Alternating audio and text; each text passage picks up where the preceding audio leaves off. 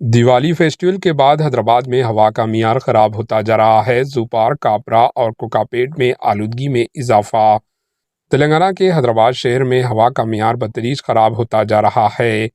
Diwali festival کے بعد سے گزشتہ 10 دنوں کے دوران آلودگی میں زبردست اضافہ دیکھا جا رہا ہے۔ ہوا کے معیار کا انڈیکس AIQ 100 سے زائد ریکارڈ ہو رہا ہے۔ حیدرآباد کے کاپرا میں سب سے زیادہ 214 ریکارڈ کیا گیا، جبکہ CPCB کے مطابق اگر ہوا کے معیار کا انڈیکس 0 اور 100 کے درمیان ریکارڈ کیا جائے تو ٹھیک ہے، لیکن یہ 101 اور 200 کے درمیان ریکارڈ کیا گیا ہے۔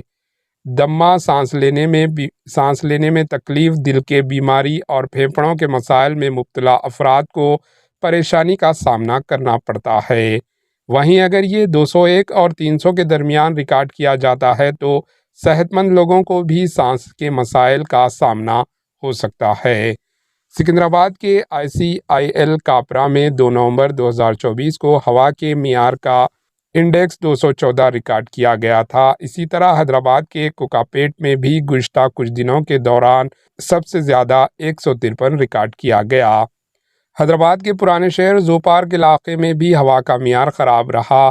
یہاں 1 نومبر 2024 کو ہوا کے معیار کا انڈیکس 150 درج کیا گیا تھا، تاہم اس کے بعد انڈیکس 131 تا 142 کے درمیان ریکارڈ کیا جا رہا ہے۔